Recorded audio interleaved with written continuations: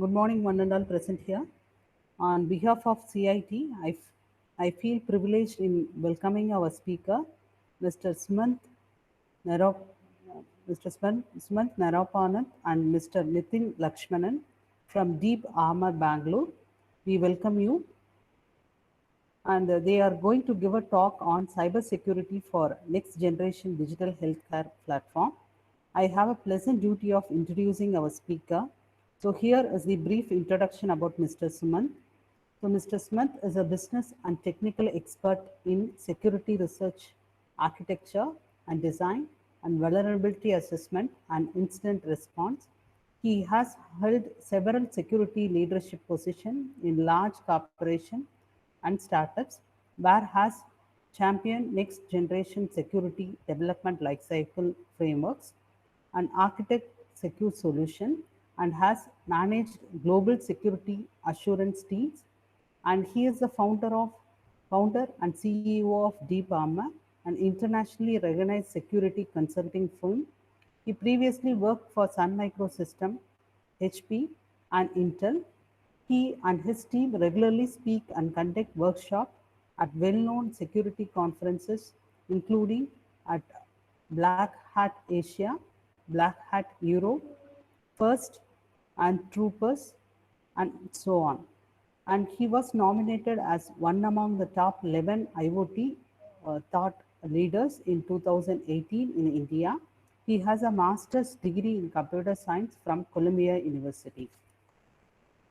Here is a bio of Mr. NITIN LAKSHMANAN, who is alumnus of our institute. He is a senior security analyst at Deep Armor. He is skilled in SDLC methodologies and security assessment of IoT platform, web applications, mobile solutions, and thick client applications. He has developed advanced tool for infrastructure security assessment of modern cloud platforms with special focus on AWS. Prior to his job at Deep Armor, Nitin worked for Azure Technology and Azure Networks, and he regularly speaks at security conferences and conduct training or workshops on IoT and cloud topics. Nitin has conducted training at Black Hat USA.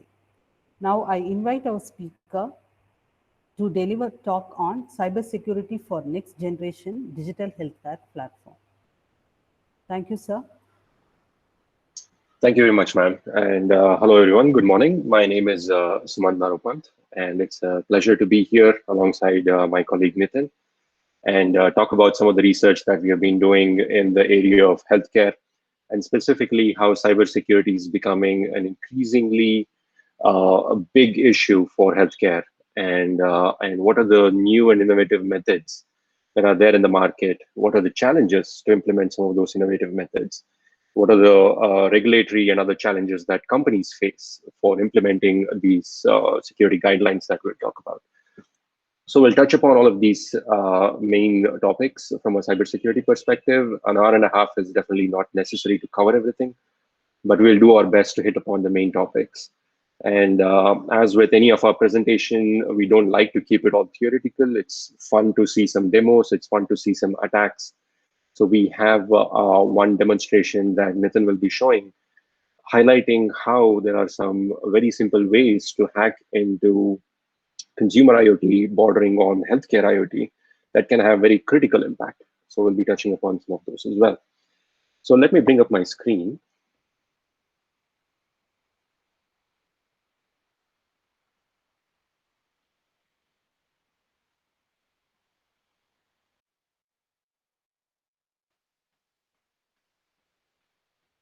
Is my presentation visible?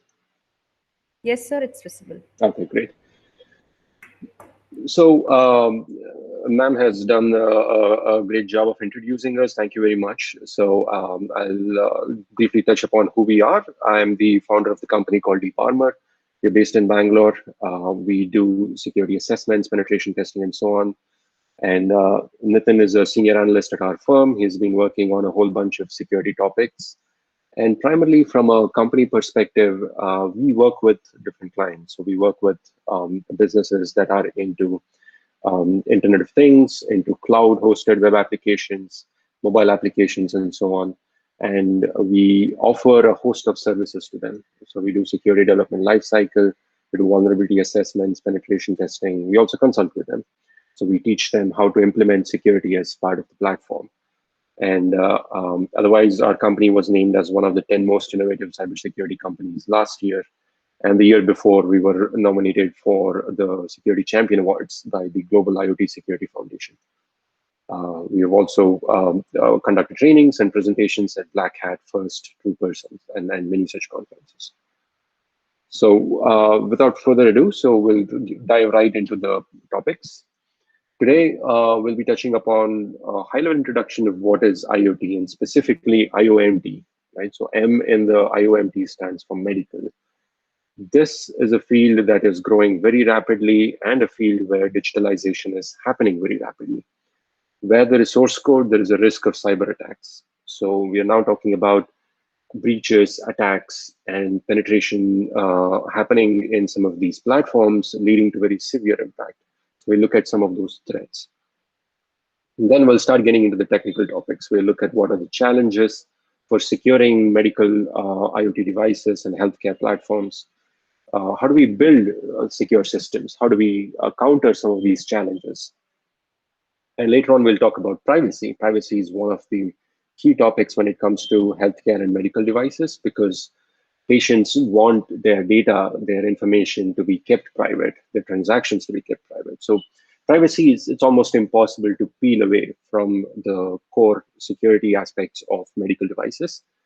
Similarly, regulatory requirements. So in most countries in the world today, if you want to take your device or your product, your solution to the market, you need to meet certain regulatory requirements. So we'll very briefly touch upon what are some of these regulatory requirements, what's happening in India, and then we'll close this presentation.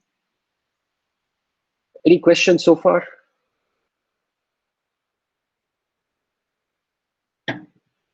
If not, we'll get started. So actually, let me put this in the presentation mode.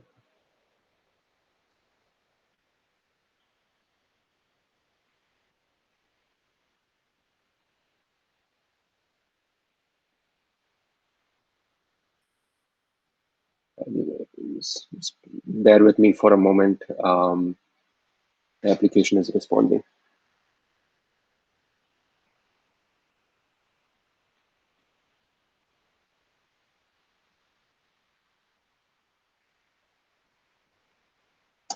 Sorry, just crashed. I'll just leave a minute.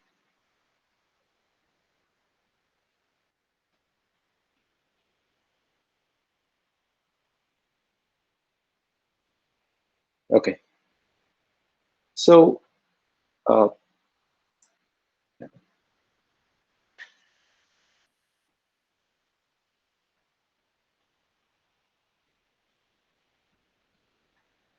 sorry about that. My application just crashed. Is the PPT visible and am I visible? Okay. Yeah. So what is Internet of Things? So fundamentally, Internet of Things is a term that has been used very extensively and in a very broad manner. But what we would say is that there are two fundamental properties of Internet of Things. So one is that it's digital, and second is that it's networked. Right? So where there is a network, where there is exchange of information, exchange of data, and there is a digital platform, there is a scope for Internet of Things. And when we're talking about data, there is a host of activities that happens with IoT. So you connect with devices, you collect information, you exchange information between different entities, you process the data, you store it, you present it to users. Of course, there are other corollaries to that. So there is deletion, there is management, there is exchange, there's authorized use, and so on. But essentially, it's all about data being transferred between different entities, processed, and presented to the end users. And this is really a fast-growing culture right now. IoT has picked up in the last 5 to 7 years. It has taken different shapes, different forms, right from, let's say, a pacemaker that's inside your body to a traffic light that is sitting outside on the street. Everything could be classified as IoT these days. And it's certainly revolutionizing how we operate. And on the right-hand side, you can see there are products, there are assets, people, machinery, there are vehicles, there's infrastructure, there's market. So the Internet of Things is basically penetrating the the entire lifestyle of humans today.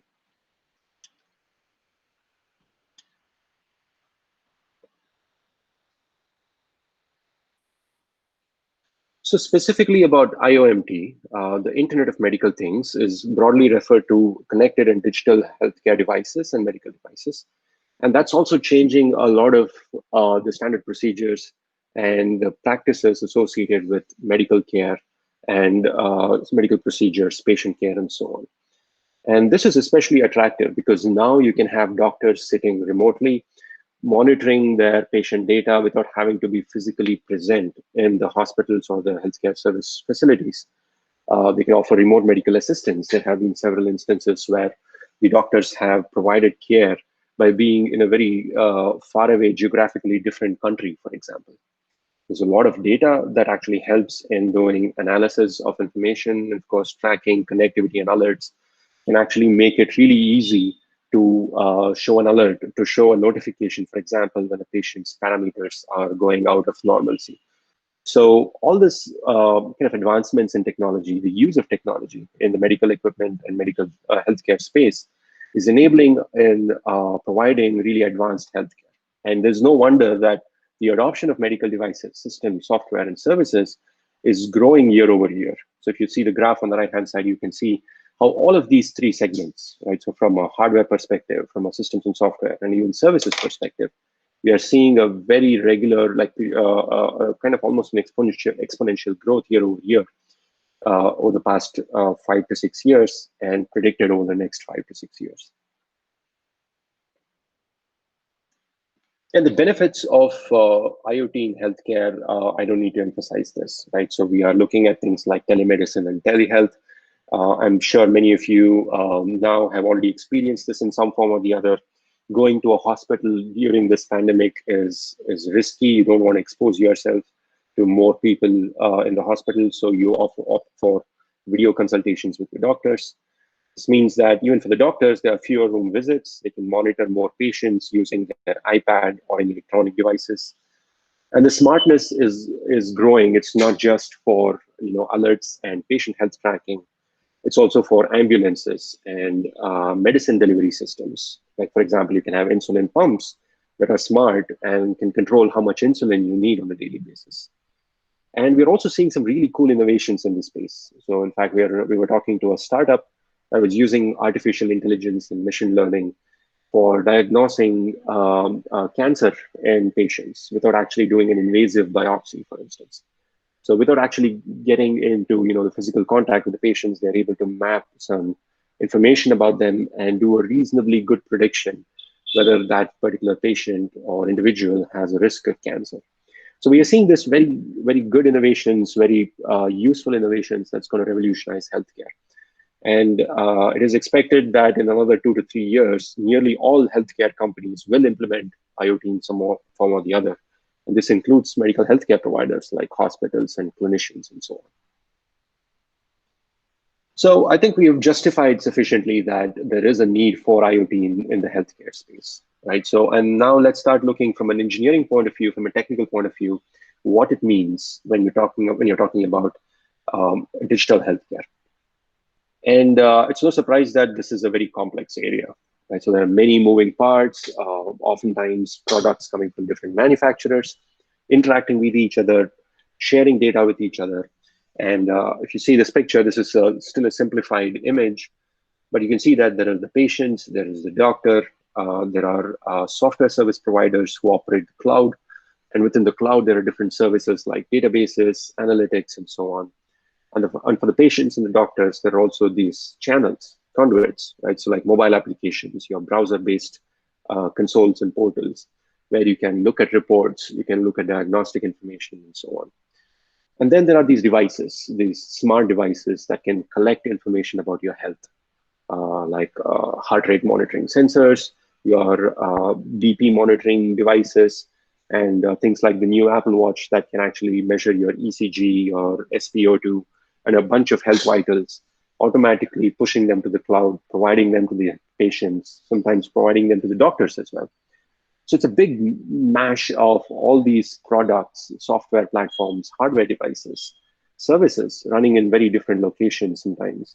and providing you that rich use case to lead a better quality of life. And now we start talking about security, right? So we know how this works, what are the building blocks. But then once you start looking at security, then you start realizing that it's a very messy area. This is messy because we talk to a lot of IoT companies, IoT firms that implement these hardware software platforms. And when we talk about security, we get an interesting array of feedback from them.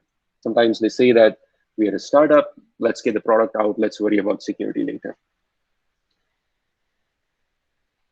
And sometimes they say that, I'm buying this product from a certain vendor, I'm using AWS cloud, so it's really not my responsibility. Let the supplier of the product worry about security, I don't care. The third one is they say that sometimes we don't store any confidential information. But oftentimes, recognizing what is confidential information, that itself is tricky. So there is a comment to put it on full screen. Just give me a second.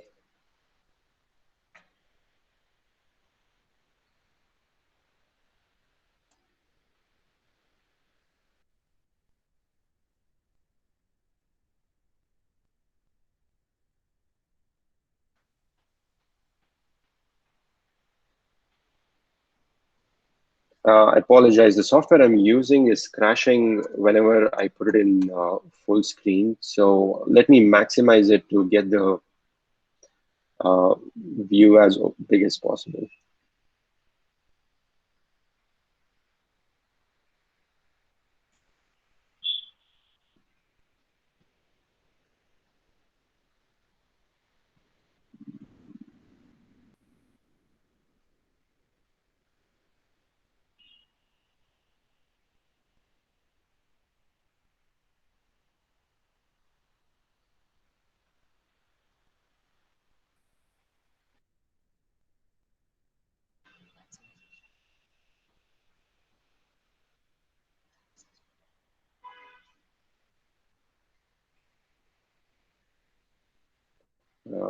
Sorry, just bear with me a moment.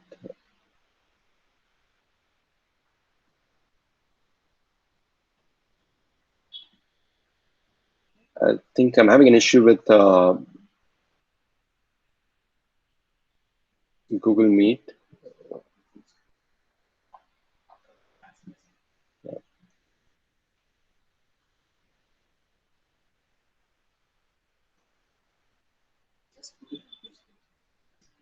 Yeah.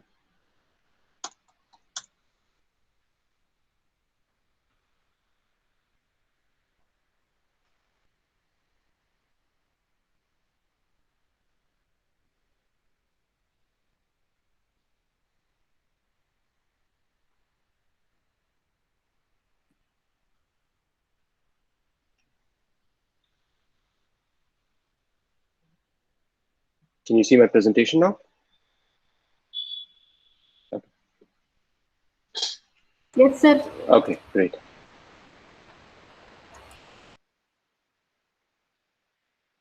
Okay, so as I was saying, sometimes clients also have a difficulty in understanding what is confidential information. So they say that we don't store any confidential information. We'll worry about it if and when we get hacked. And finally, there are comments saying that we don't worry about security because we are already 100% secure. So that kind of complacency, the hubris, actually sometimes is very dangerous because that's when you get attacked, and that's when you're not in a position to protect your environment. And security also sometimes gets tricky from a business perspective because you don't actually produce any use cases as such because you're trying to protect your environment. So it's often seen as a zero return on investment. And from a dev team's perspective as well, they look at it as something that impedes prototyping and delivery because security adds additional time and bandwidth in performing security. And when you're looking at sectors such as consumer IoT, that border on healthcare and so on, consumers sometimes buy anyway, right? So let's say you're buying a fitness tracker or a smartwatch. How many of you actually see whether that is a secure device?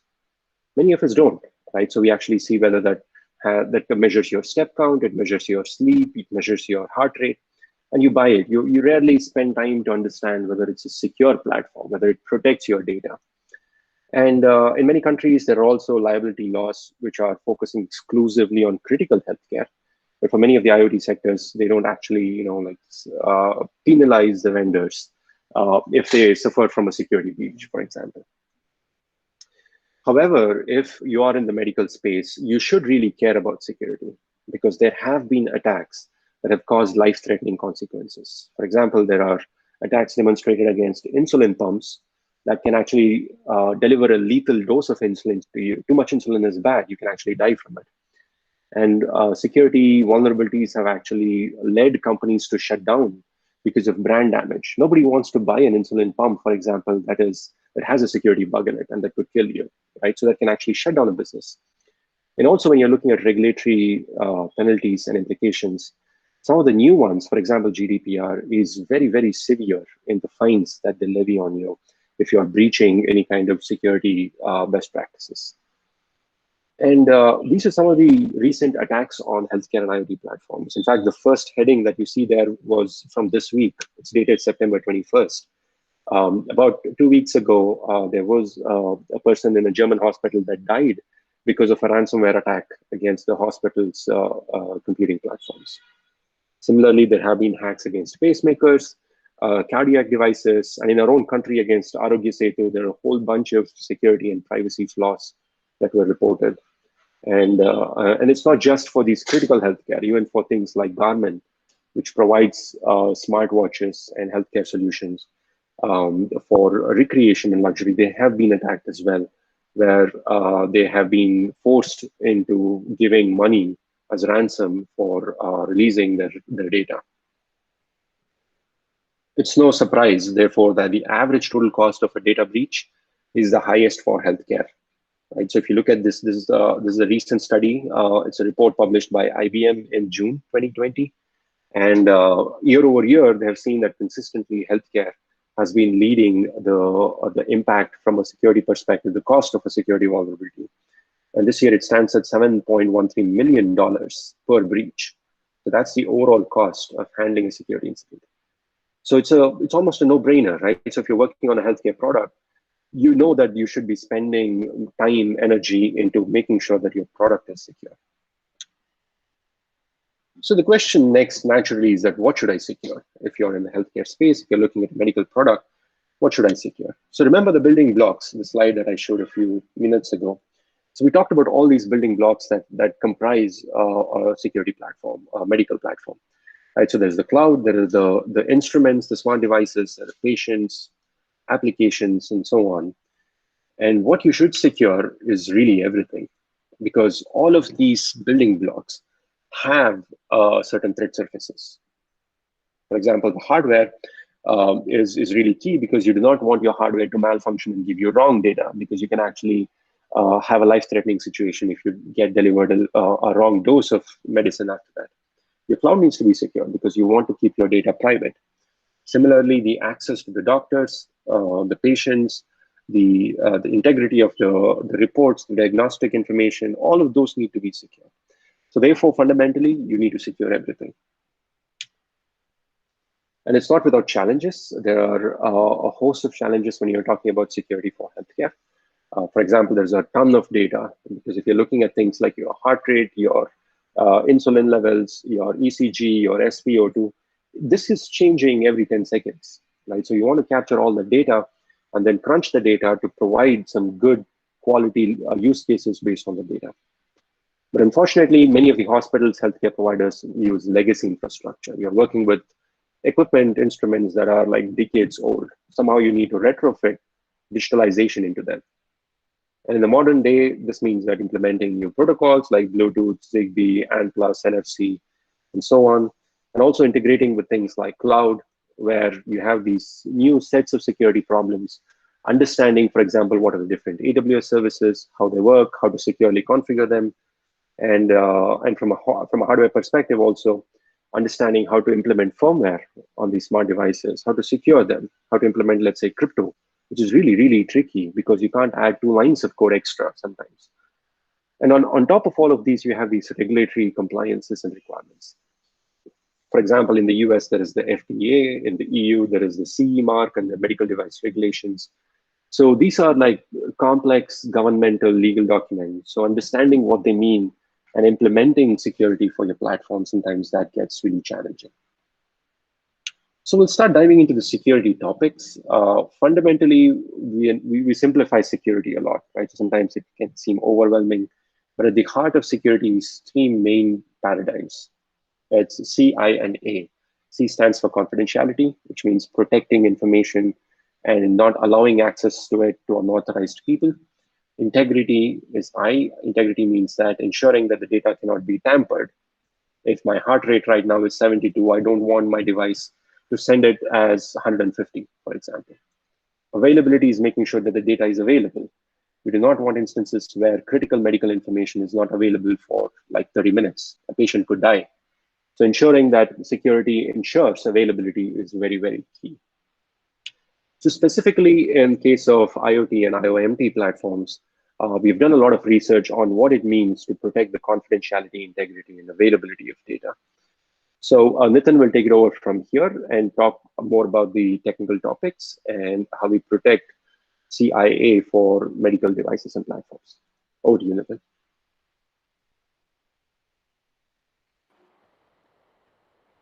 Thank you, Sumanth.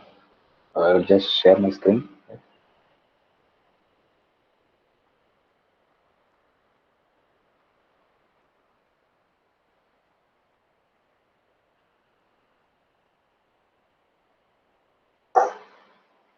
So you guys are able to see the screen, right?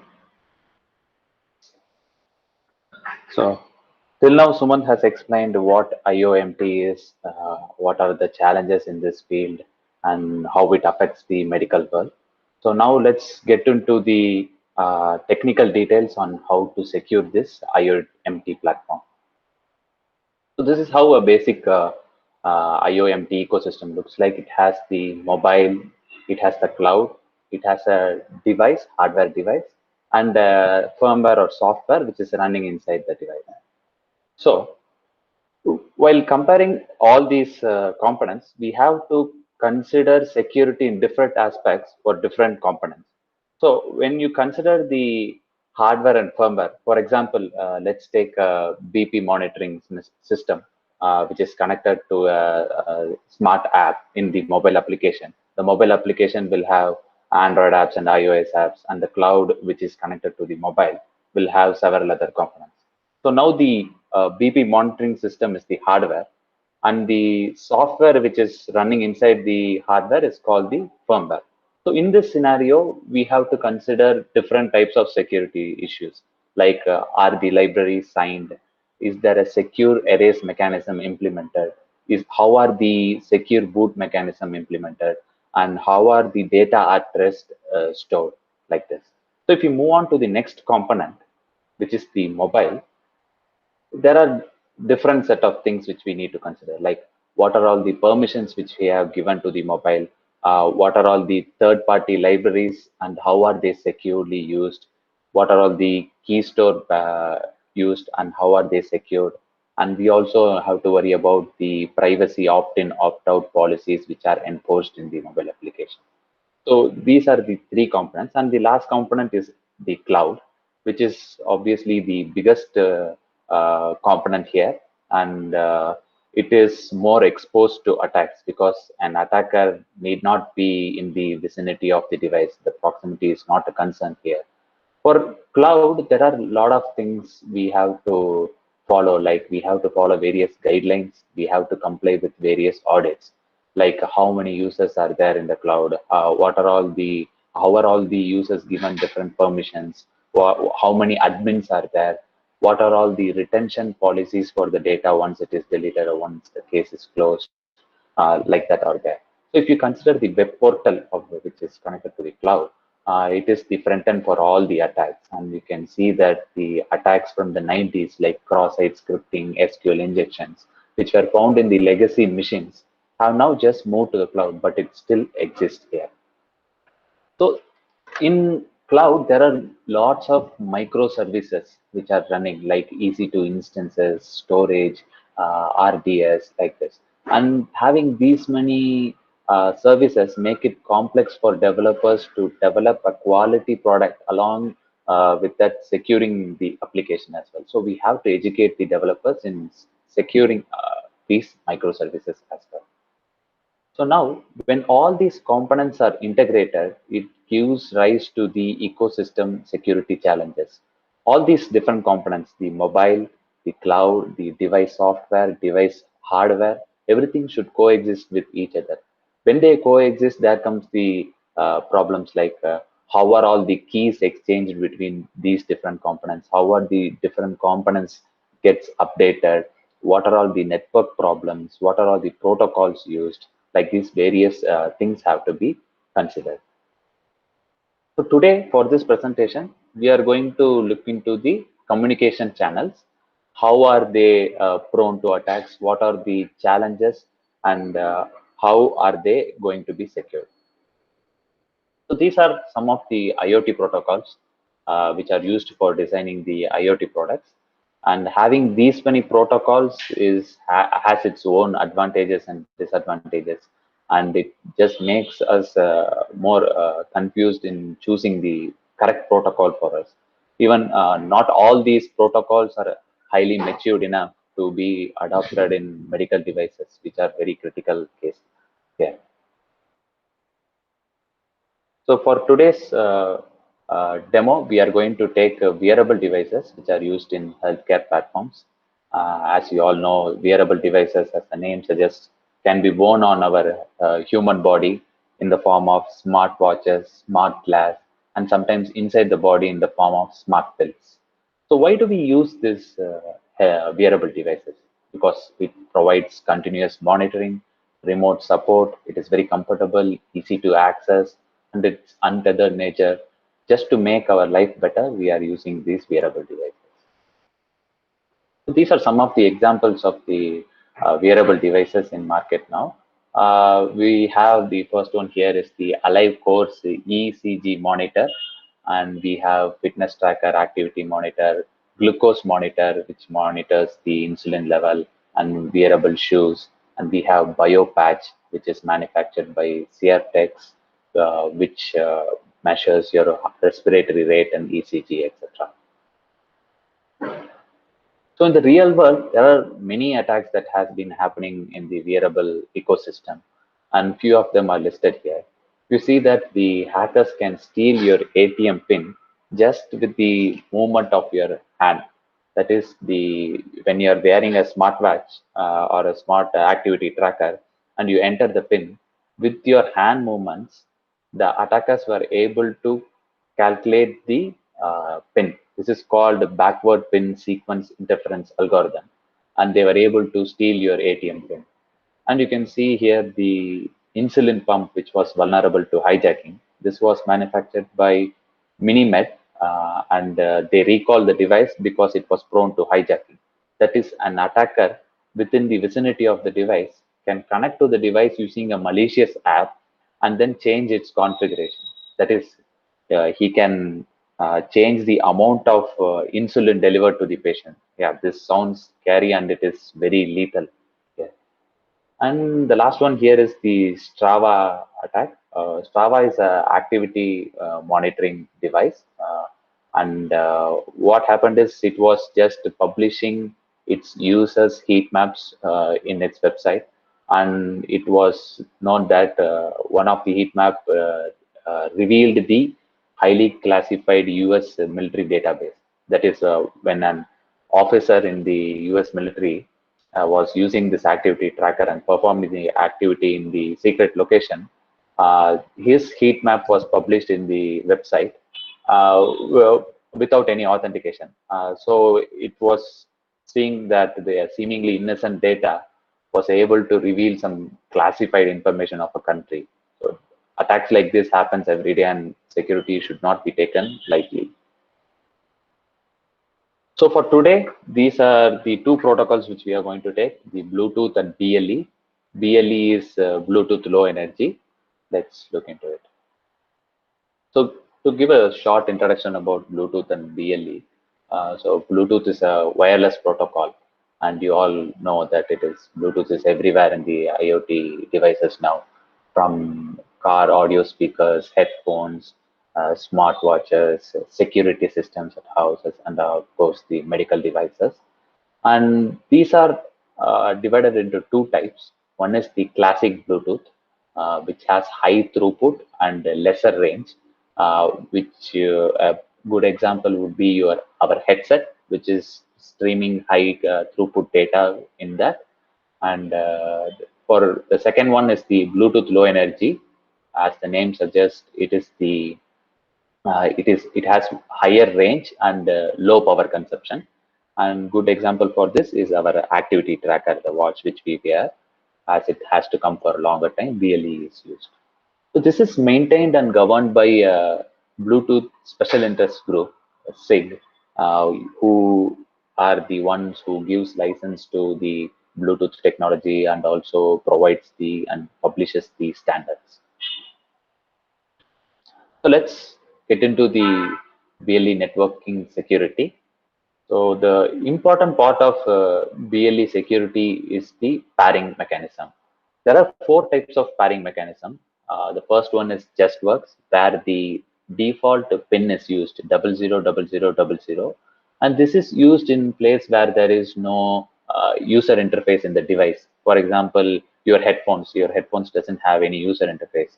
So by default, your computer and the headset connects with the JustWork methodology with the pin 00000. So next is numeric comparison, where one device has display and you can select yes or no. For example, car audio speakers, where you connect your phone and it asks whether the pin matches and you press yes. This is one such device. And the third type is the passkey entry, where both the devices have field and it has buttons to enter the passcode. So when in old times when we pair the two phones, we have to enter pin to pair it. This is one such type. And the fourth type is the out of band, where we use an external protocol other than Bluetooth, like NFC, to exchange the keys between the device. We use NFC and bump the two phones together, and it exchanges the key in this process. Once this key is exchanged, this communication will be encrypted using AES 128-bit encryption. So let's see how the pairing mechanism looks like. So the device sends for a pairing request, the phone responds back with a pairing response. So with this temporary key, encryption will be enabled between the device and the phone. And in this encrypted communication, the long-term key, which is the LTK key, will be transferred. And after this engagement is agreed, the device will encrypt all the communication between the device and the phone in LTK. So from now, LTK encryption will be enabled.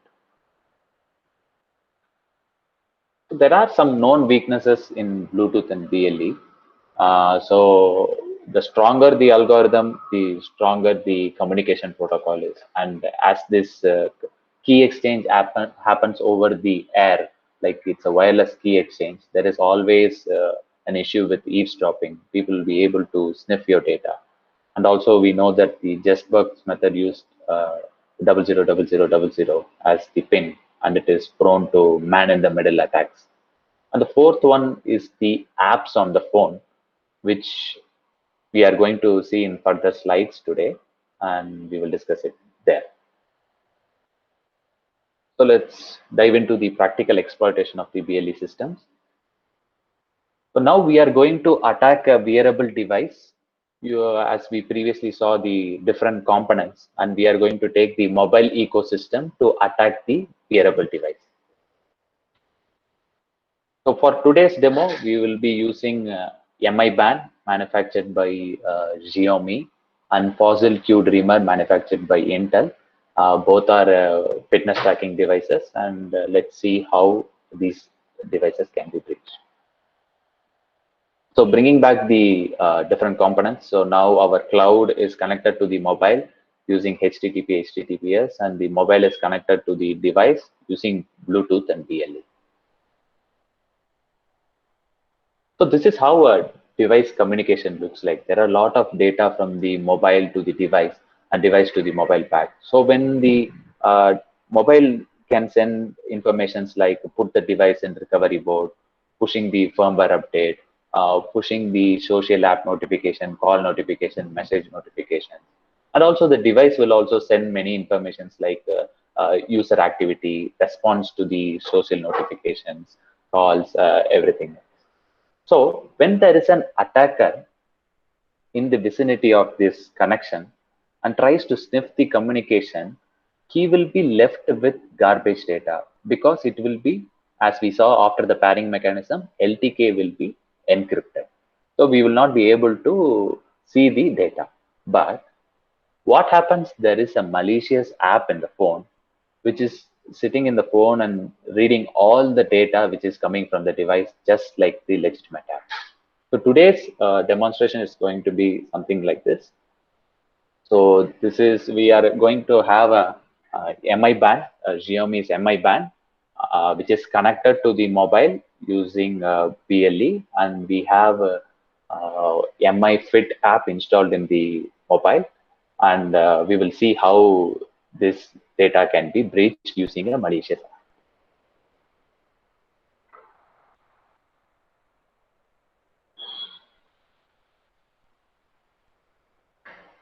So the white screen here is from Android Studios, which is a log cat. It will display all the logs which is happening in the phone.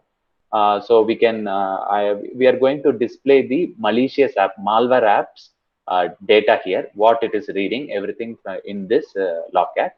And I'm presenting the phone using the Visor app, and you can see the phone connected here. So what I'm going to, I'm having a MI Fit app device, MI band with me, and I'm going to open the MI Fit app. Now what happens is I'm going to simulate some activities, like I'm going to perform some step counts by simulating the actions. So you can see that the step counts are displayed there, 408, and it is increasing as I'm simulating the actions. Like as if I'm walking, I'm rotating my hands to simulate the step count. Now, let's open our malicious app. This app, which is currently presented, is the MI Fit app. So now let's open the malicious app, which is inside the phone. So this is one of the app which was written by us, and it does some malicious activities. So let's list the connected devices to the phone. What are the devices connected? So we are able to see the MI band is connected, and we are going to connect to it. So you can see on the left side, the logs are being printed from the malicious app. And now what I'm going to do is I'm trying to fetch that step counts, which was displayed in the legitimate app in the MI Fit band. So I'm going to call the different characteristics, and you can see that the step counts are displayed here. Here you can see that the step counts is 443, and the calories burnt are for 11, like this. So what I'm doing is I'm fetching some particular characteristics in the Bluetooth and converting the data into step count and calories. Here you can see the malicious data. This is the data from the device, and which is in hexadecimal, and we are converting this to get the actual step count and calories. So like this, many other features are also there in the MI band. Think like if you have a message receiving like a smartwatch where you can receive the messages, and you will be showing the OTP also to the malicious app now. So now I'm just trying to get the heart count by fetching the heart rate measurement surveys. You can see that the heart rate here is 80. So everything which we have got from the original app, the MI Fit app, we are able to get it in the malicious app as well. So anyone can steal your data just by having you installed a malicious app to your phone. So not only this, we can also inject some commands, like you can see I'm not able to show this on as I hold the device. When I click on this inject one command, the MI band starts vibrating. You can see that there is a success true message here.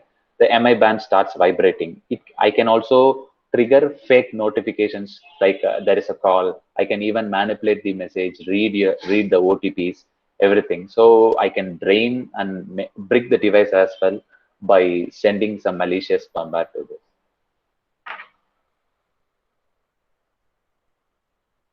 this is what has happened. So now what we did there was we were trying to fetch some UUIDs. The UUIDs are the way in which the Bluetooth communication happens. Particular GAT profile, and we hit the particular GAT profile, we will be able to get those details. So this one, heart rate measurement is used for fetching the heart rate, and the right side one is the UUID which we need to fetch for getting the steps.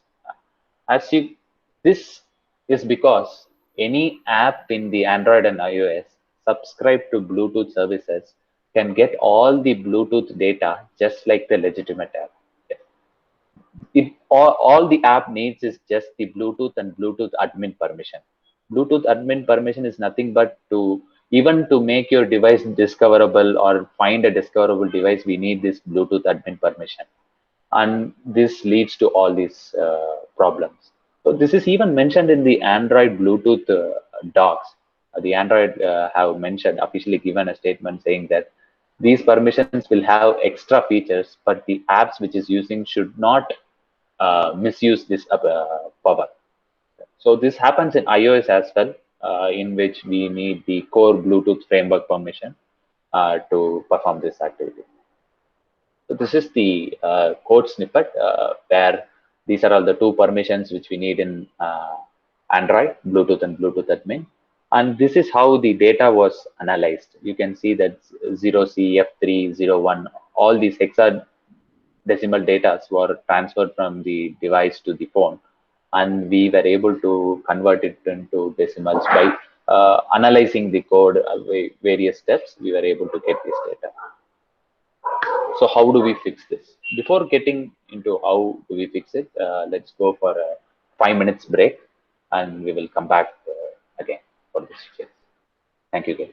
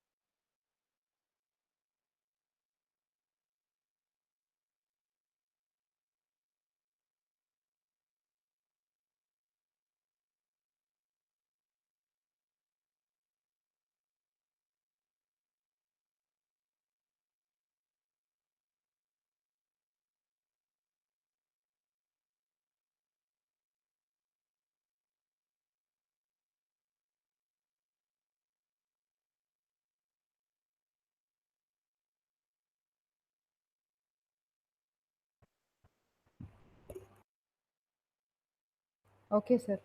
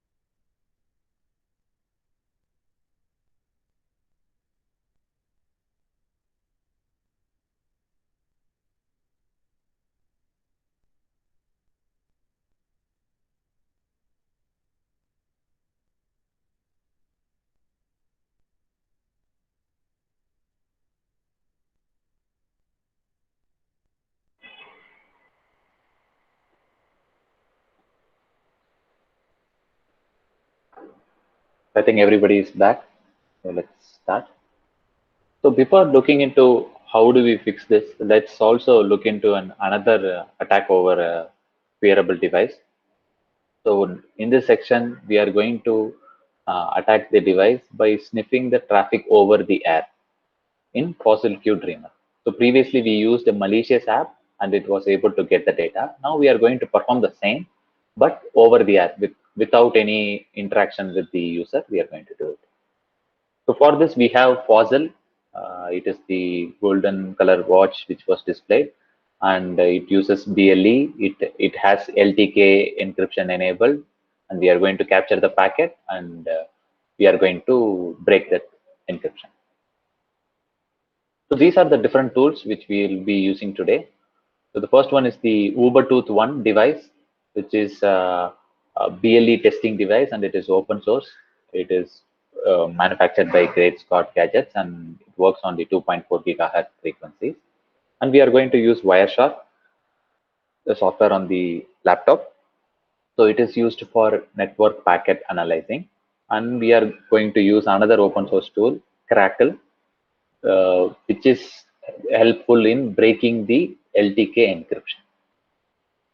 So this is how our setup looks like. So we have the phone and it is connected to the watch, which is displayed over there.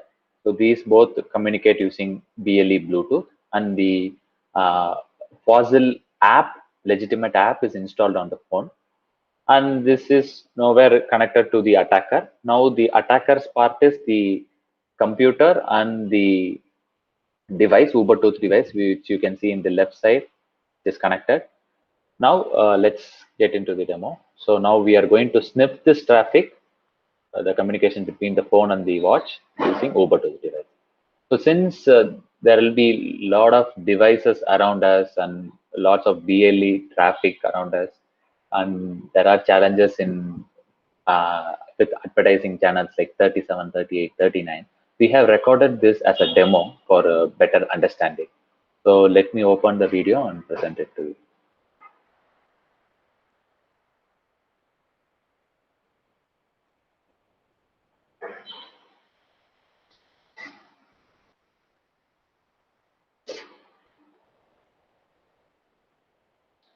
So now what we are going to do is we are going to create a pipe, logical data pipe in the Linux machine, and we are going to use that Ubertooth device which is attached to the Linux machine, and uh, put all the traffic which was sniffed by the device into this pipe. And this pipe is going to give its output to the Wireshark application, which will listen on the other end. So it acts as a connection between the device and the Wireshark application. This is the Wireshark application, and it has started. Now we are going to turn on the Ubertooth device. Ubertooth BTLE is the software, and we are going to listen on the same device, same pipe, and you can see that there is already traffic flowing in the Wireshark. So these are all your mobiles, phones, and other applications which we had during this capture, and this are the data published by those devices. So now what we are going to do is we are going to filter for specific packets like the connection packets. Now what we are going to do is we are going to pair the Fossil watch to the mobile device. While pairing, we will be getting the connection request, encryption details, everything. So we are looking for that now. So we have filtered that based on removing all the advertisement packets, and we are just listening only for the connection packet from the phone. Now the device is pairing, and you can see that there is a lot of traffic flowing now. So basically now the device, the watch, has paired with the mobile, and it is exchanging data, and all you can see is L2 cap fragments here. This is because of the LTK encryption, which is enabled after the pairing. So you can see here the LL encryption request, LL encryption response, start LL encryption request. So after this, all the packets were able to see was just the L2 cap fragments because it is encrypted. You can see before that we were getting ATT, all the attribute protocol of Bluetooth. So now what we are going to do is we are going to save this into a PCAP file and give it as an input to the Crackle tool. So this Crackle tool will basically go through the keying process and it will try to brute force the pairing key, which is the 6-digit which we discussed in the pairing mechanism. And as this fossil has pairing default key as just works 00000, we will be able to crack this very quickly. And you can see that the TK found, temporary key found, is 6 zeros, and we were also able to get the LTK key now. So this is how Crackle works. It gets the PCAP files with all the encryption communication, and it will break the device. So now we are going to feed the same to the Crackle tool and convert it into a decrypted PCAP file.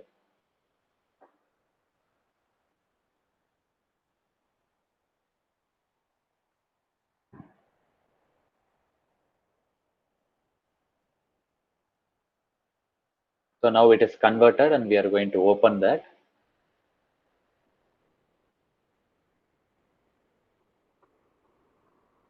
So we are going to apply the same filters because it would have captured all the traffic. Same filters, and here we can see that the encryption has started and ended, and you are seeing all the attribute protocols with various GAT characteristics and handles here.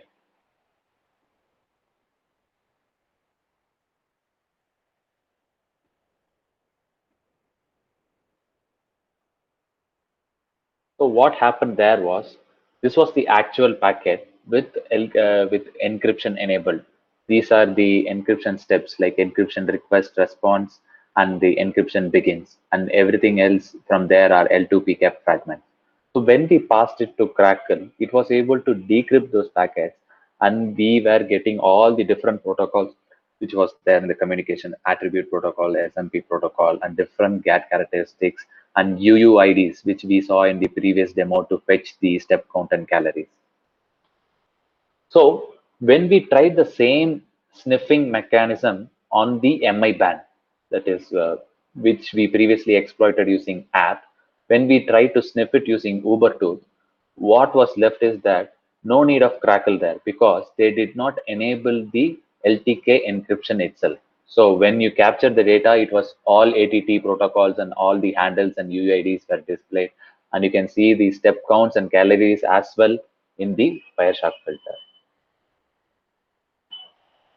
So let's get into the hardening this BLE device. So the basic is to enable LTK encryption, but even if we enable it, Crackle-like tools can break this. So how do we secure this?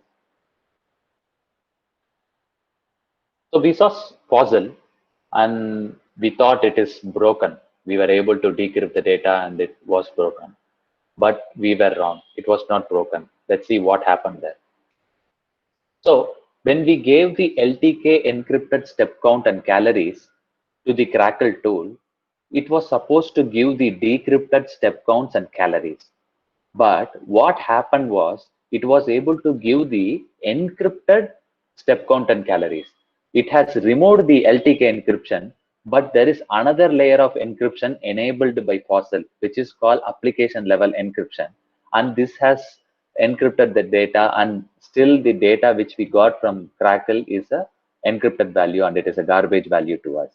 So doing this application encryption will not only solve this over the air sniffing problem, it will also solve our previous mobile ecosystem problem where we were able to sniff the traffic from malicious app.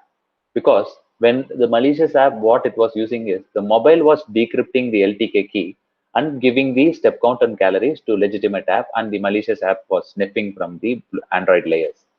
But here, even if it gives in the same way, the application data will be encrypted using application encryption key, which will be known only to the legitimate app Fossil, and only the Fossil app will be able to get these keys. So this is how the securing mechanism works. And some of the hardening approaches are basically we have to use cryptography to secure this communication. And we have to educate developers about the various pitfalls which we face during the BLE Bluetooth encryption. And also, we have to implement this app level security encryption mechanism, which we saw in the Fossil app. And another thing is if Bluetooth SIG, who manages and governs the Bluetooth, if they bring in some hardening steps by default, encryption by default, application level layer, then it will be helpful in solving this problem. So that's it from my side. I will hand over the presentation to Suman to talk about privacy and compliance. I'll be continuing sharing the screen and Suman will be talking.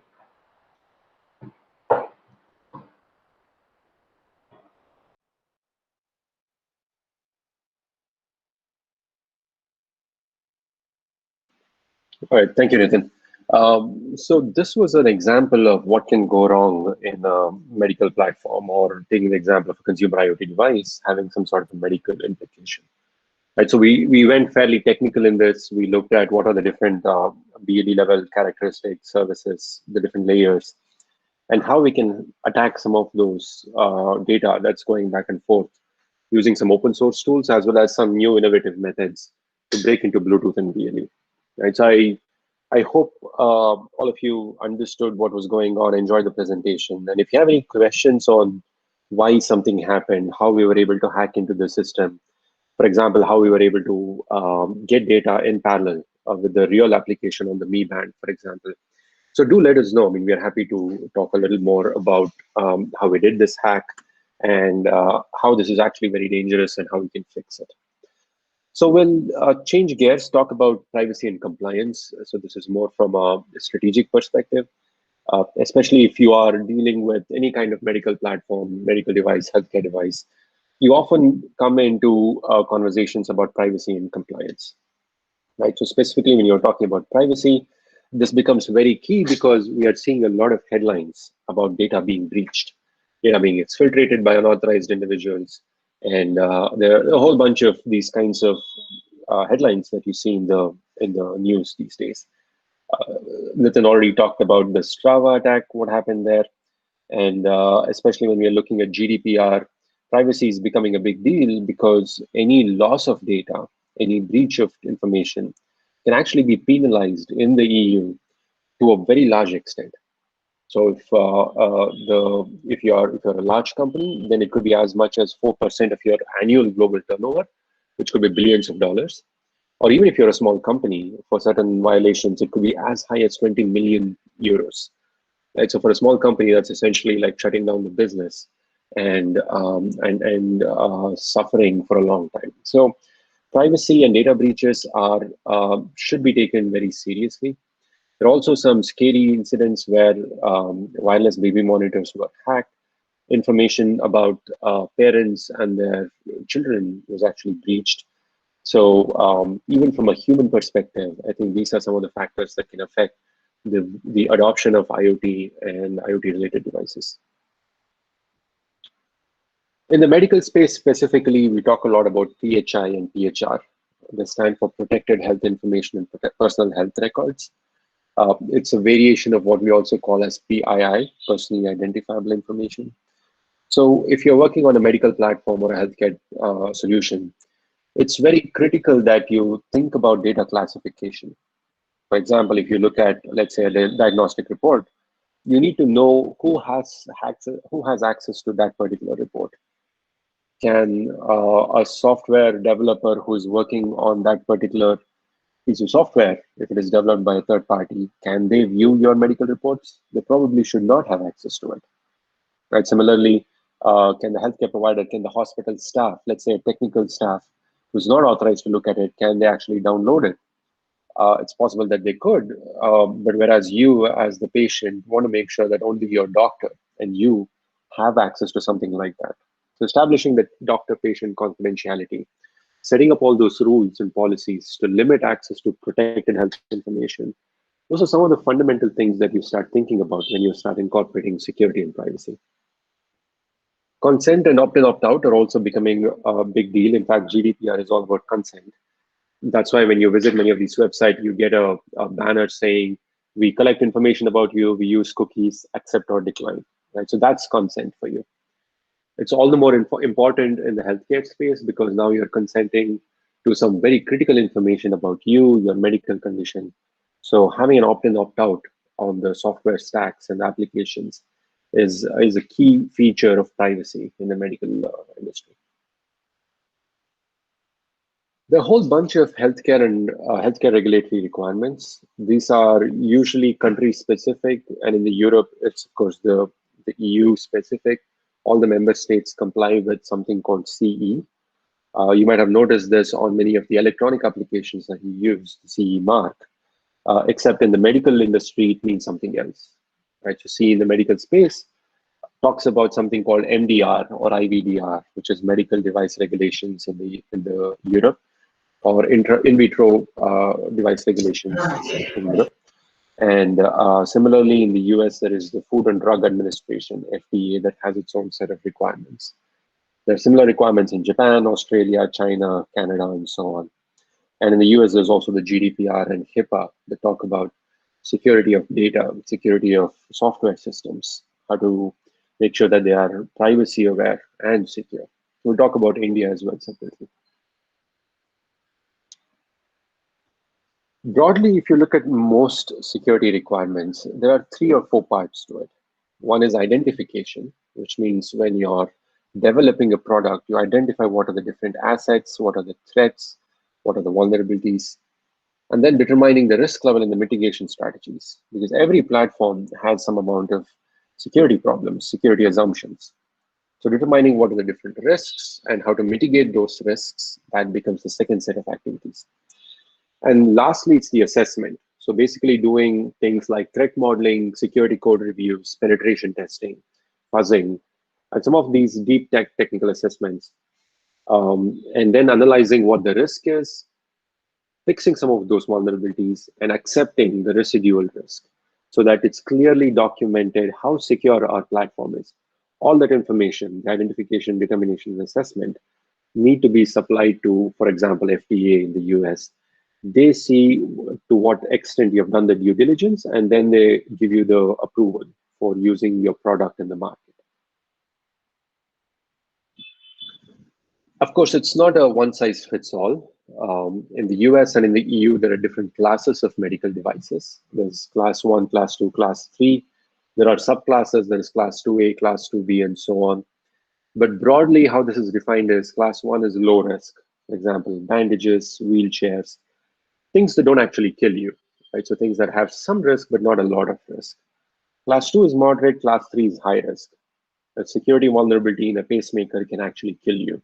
Similarly, in an insulin pump and an infusion pump. So depending on the class of device, there are different regulations, different controls, and different approval mechanisms. For example, for class 1, for getting a CE mark, you could do a self-assessment, provide the documentation, and put the CE mark on your product. For class 2 or class 3, you need to go through something called a notified body. They actually do a thorough audit of what you have done from a security perspective. Make sure that you have implemented all the right things, all the right controls, and your product is actually secure. It won't cause harm to a patient, to an individual. Before they apply, they approve the CE mark. Similarly, in the US, there is something called 510K pre-market notification. There's a whole bunch of activities. Cybersecurity is one of them. And the manufacturer is expected to complete all the activities and go for the pre-market approval readiness reviews. And we are a technical team. We are a group that does the actual hands-on activities. So when we look at some of these regulatory requirements, what we see is that they have this 2-step process. One is identifying the assets, functionality, and looking at how you can prevent unauthorized use, how to make sure the integrity of data is protected, how to make sure the confidentiality is protected.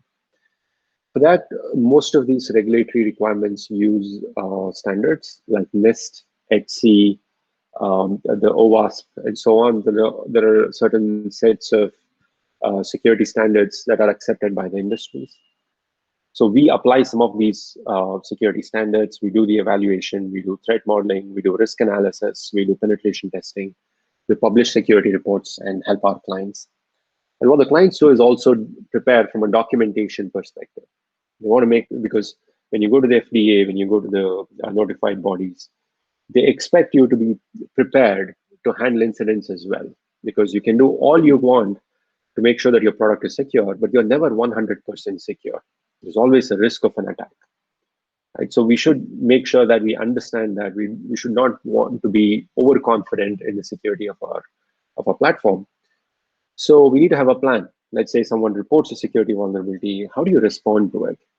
What kind of advisories do you put? How do you notify your customers, your partners? So all that is also important for meeting the regulatory requirements.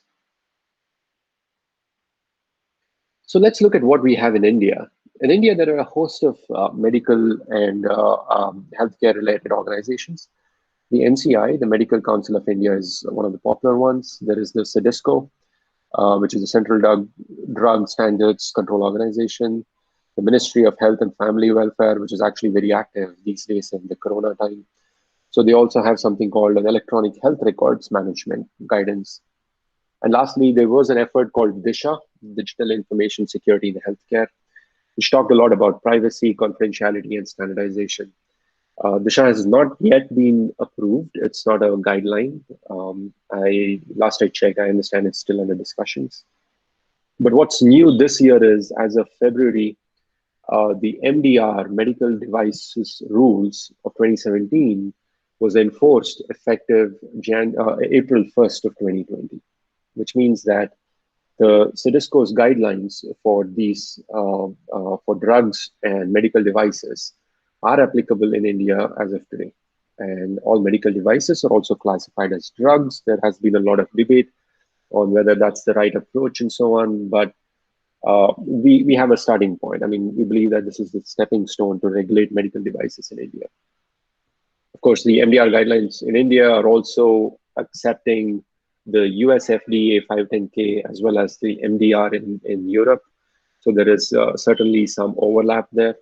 So broadly, in our experience, we find that the US FDA and the CE MDR in Europe are kind of gold standards and well recognized worldwide. We want to take a minute and talk about telemedicine. This is another interesting area. Telemedicine was in general not permitted in India until around March, April timeframe this year. The COVID pandemic actually changed a lot of these decisions from a government perspective.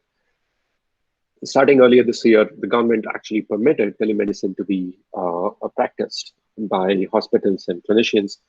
And what happened was that an alliance called SWASTH was formed around March or April this year.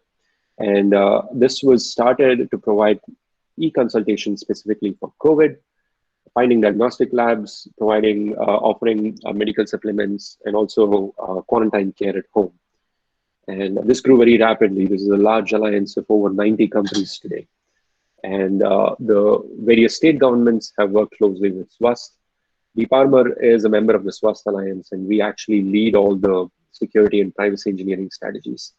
So we have worked with the development teams. We have defined secure guidelines, secure design, data classification matrix, and also doing hands-on penetration testing and security assessment of the SWASTH platform. SWASTH has grown since earlier this year. They recently got their full-time CEO, and a full-time staff is growing as well. And it has grown beyond COVID. So SWASTH also provides mental health care and other non-COVID services these days. And all of it is through telemedicine, telehealth platform. So it's not like you need to go and visit a doctor in person to make this happen. So we believe that this is a very radical change in India, and this is a good change. This is where we want to go, because telehealth is going to be more and more online, and it's going to be more and more remote, in the sense that you don't actually have to visit a diagnostic lab. You don't have to visit a doctor with the paper reports and consult with them in the future. So the future of security in healthcare. So healthcare is growing leaps and bounds from a digital perspective. And today we are using new computing platforms like cloud, mobile apps, wireless systems that was unthinkable about 10 to 15 years ago. There are a lot of smart devices. Doctors know technology a lot better than they knew about 15 years ago. There is the concept of real-time patient monitoring, real-time analysis, notifications, remote diagnosis, telehealth, as I just discussed. So certainly the growth is going to be at the same pace over the next 5 to 7 years, which means security is also going to become all the more important. Because with increased digitalization, we're going to have increasingly exposed networks, new threats, problems with keeping up with the security problems, security concerns and challenges in this space, lack of talented people, right? So people who understand some of these threats in healthcare. We saw, for example, that a patient actually died because of a ransomware attack this month. So we need to prepare these hospitals with the right kind of staff, with the right kind of technology, with the right kind of expertise, and make sure that these kinds of attacks actually are prevented. Smart is not always good. Smart is not always smart. So reckless adoption of smart technologies can actually be detrimental to patient health. We need to be aware of that. And that kind of brings us to the final slide. So as digital healthcare grows, so will cyber attacks. And we need to recognize today that security for IoT and specifically IOMT, the Internet of Medical Things, is messy. We need to evolve. We cannot use the same best practices that we applied for, let's say, Android platforms or Windows operating systems. So it's not going to work. The healthcare platforms, IOMT devices throw their own sets of challenges to us. So we need to also come up with new security practices, new security mechanisms to meet those challenges. And we strongly believe that regulations are key. Without regulations, it's difficult to enforce some of these security best practices and security requirements. As of today, the USFP and the CE mark are the gold standards. And in India, we need to keep an eye on the medical device rules and see how that gets adopted, how that's going to affect hospitals, healthcare providers, doctors, and finally us as individuals who use all these smart systems, digital healthcare platforms. So that concludes our presentation today, and we hope that you found this useful. We hope that you have understood some of these latest threats and risks against healthcare platforms. And we are open to questions. I believe we have some time.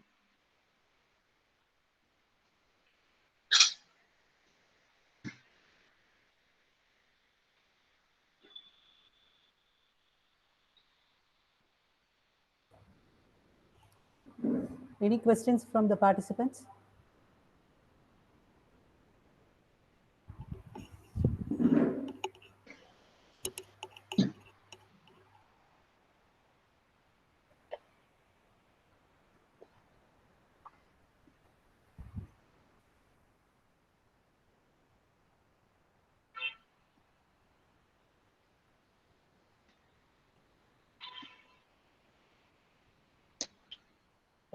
We're also available offline. So if anyone's interested to learn more about what we do, and if you have any questions, you saw our Twitter and email address there. So we're happy to communicate and share more details with you.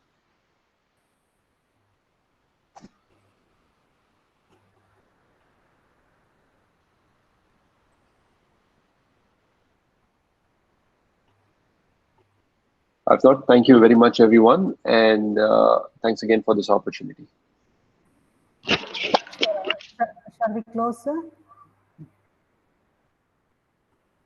On behalf of CIT, I would like to thank our speakers, Mr. Sumanth NAROPANTH and Mr. NITIN, for giving valuable insights on cybersecurity for next generation digital healthcare platforms. So thank you once again for your willingness to share your expertise in the emerging field of IoT in healthcare. Thank you once again for your contribution to your FTP, sir. Nitin, Thank you, ma'am. very much. Thank you.